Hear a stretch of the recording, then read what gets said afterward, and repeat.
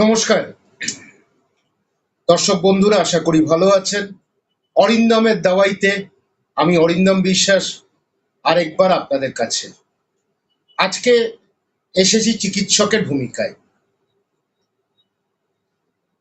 প্রচন্ড গরম পড়েছে, তো আজকের শীর্ষক দাবদাহে দাওয়াই।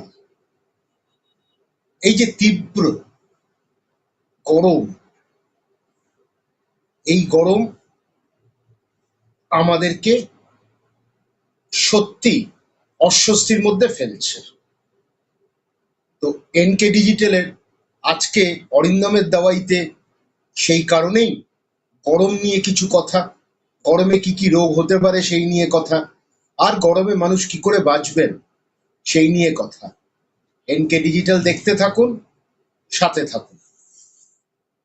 এই গরমে আমরা সত্যি অস্বস্তির মধ্যে পড়েছি, এটা তো অস্বীকার করার নেই। ঘরে ঘরে এসি চালাতে হচ্ছে, সময় সময় এসি চালাতে হচ্ছে। আমরা বাইরে বেরোতে গেলে দুবার ভাবছি যে এই গরমের মধ্যে ভাববো কিনা, বেরোবো কিনা।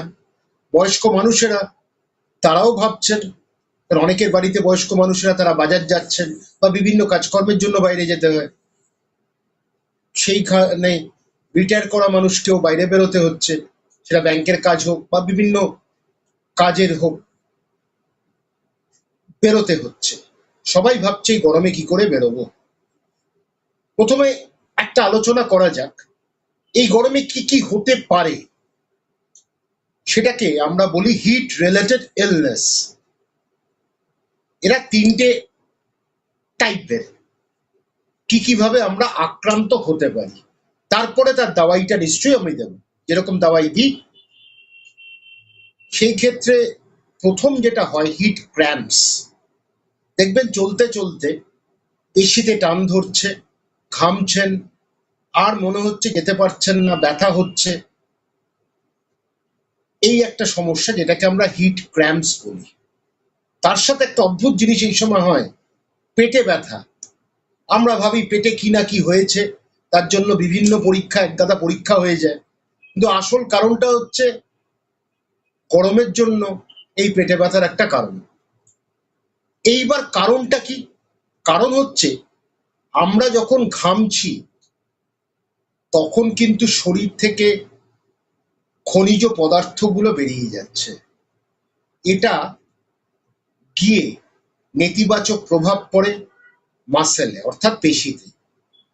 তখন কিন্তু মাসেলের মুভমেন্টটাকে, আমরা যে চলাফেরা করছি, এই যে হাতটাকে আমি নাড়াচ্ছি আপনার কাছে, এখানেও মাসেলের কাজ। মুঠোটা করছি, সেখানেও মাসেলের কাজ। নার্ভ আমাদের বলছে আমি সেটা করছি, মাসেল সেটা করছে। কিন্তু গরমের সময় যেটা হচ্ছে, যখন আমাদের খনিজ পদার্থের অভাব, মাসেলটা টট হয়ে যায়, শক্ত হয়ে যায়, মাসেল অত ফ্লেক্সিবল হয় না। সেই কারণেই আমরা ব্যথা অনুভব করি, টান পড়ে, এবং আমরা খুব তাড়াতাড়ি হাঁপিয়ে যাই। এইটার উপায়গুলো সব বলবো, কিন্তু হিট রিলেটেড ইলনেসের যে তিন রকম হতে পারে সেটা একটু বলে নি।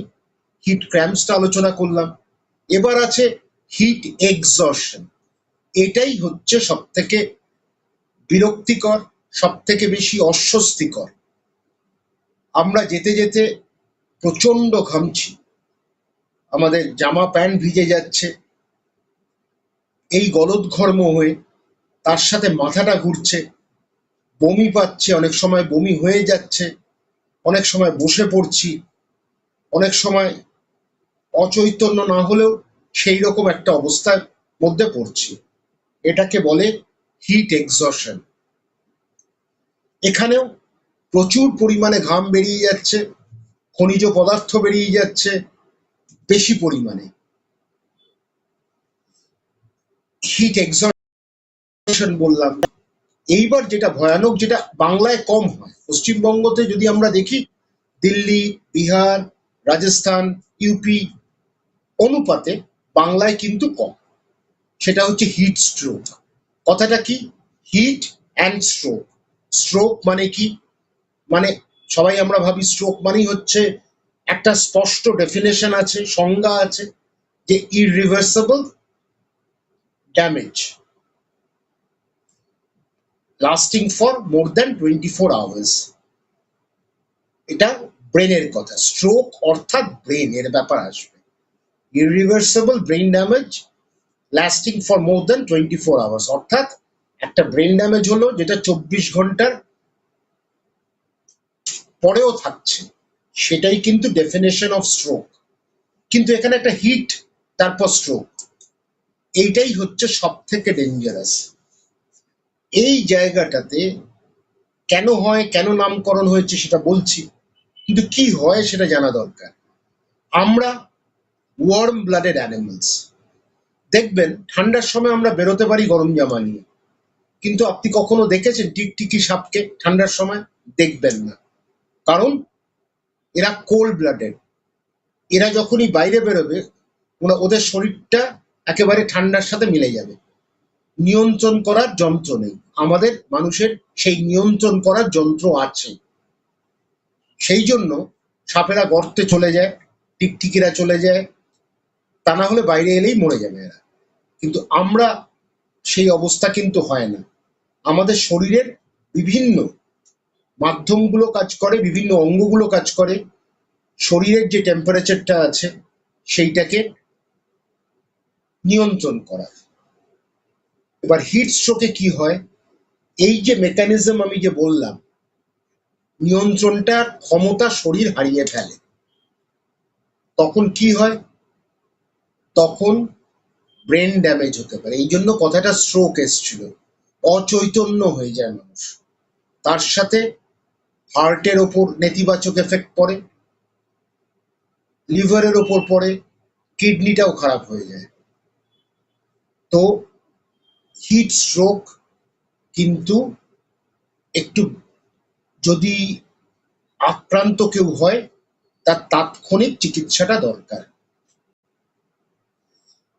এইবার হিট স্ট্রোকেরও দুটো ভাগ আছে, একটা বলি এক্সারশনাল হিট স্ট্রোক, আর একটা নন এক্সারশনাল, অর্থাৎ কাজের সাথে বেশি কাজ করে ফেলছি তার জন্য হিট স্ট্রোক হচ্ছে, আরেকটা কোনো কিছু কাজ করলাম না হঠাৎ হিট স্ট্রোক হয়ে গেল। এই নন এক্সারশনালটা বেশি হয় বাচ্চাদের আর বয়স্কদের, হঠাৎ হয়ে যায় এটা, সেইখানে সাবধানতা অবলম্বন করা দরকার। হিট স্ট্রোকে কি হয়, শরীরটা কাঠ হয়ে যায়, ঘাম হয় না বললেই চলে। এই যে আমরা ঘামি, শরীর চেষ্টা করে এই ঘাম দিয়ে আমাদেরকে শরীরটাকে ঠান্ডা করার বা টেম্পারেচারটাকে নিয়ন্ত্রণ করার। তো সেই জায়গায় থেকে আমরা হিট স্ট্রোক যদি হয়, আর এক্সারশনাল হিট স্ট্রোকটা হচ্ছে প্রচন্ড খাটছি, একটু বেশি খেটে ফেলেছি যেটা আমাদের ক্ষমতার বাইরে, তখন কিন্তু এরকম ঘটনা ঘটতে পারে। যাদের একটা কিলো ক্যালোরি বেরোয়, তো একটা ঘামের সাথে ধরুন 1 লিটার ঘামের সাথে 3 কিলো ক্যালোরি বেরিয়ে গেল শরীর থেকে, তাতে কি হবে, শরীরটা ঠান্ডা হবে। কিন্তু যাদের অভ্যস্ত নয় তাদের হয়তো 1800 কিলো ক্যালোরি বেরোতে পারে। তো ঘটনাচক্রে শরীরটা ঠান্ডা হচ্ছে না। এবার একটার পর একটা আসছি কিভাবে চিকিৎসা করা দরকার। হিট স্ট্রোক বা হিট এক্সশন আপনি কিন্তু বাড়িতেও ঠিক করতে পারেন, বা যেখানে কাজের জায়গায় যদি এটা ঘটে থাকে করতে পারেন। কিভাবে? জল পান করুন, জলীয় প্রভাব যদি থাকে শরীরের মধ্যে, তার সাথে খনিজ পদার্থ, অর্থাৎ বাড়ির বানানো শরবত হতে পারে, ওআরএস হতে পারে, যে ফলগুলোর মধ্যে জলের প্রভাব বেশি, জলীয় প্রভাব বেশি, সেগুলো, শাকসবজির মধ্যে থাকে সেগুলো বেশি খান।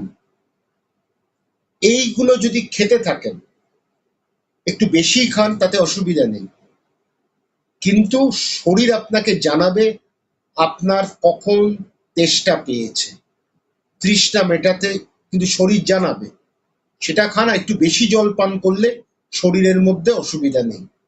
অবাক জল পান করলে মুশকিল, জলই পাচ্ছেন না, না সেটা ভুল, সেরকম জায়গায় আমরা নেই। আমরা যদি সারা বাংলার ক্ষেত্রে দেখি, কোথাও না কোথাও আমরা ঠিক পেয়ে যাই, সেটা ডাবের জল হোক, সেটা ফ্রুট জুস হোক, সেটা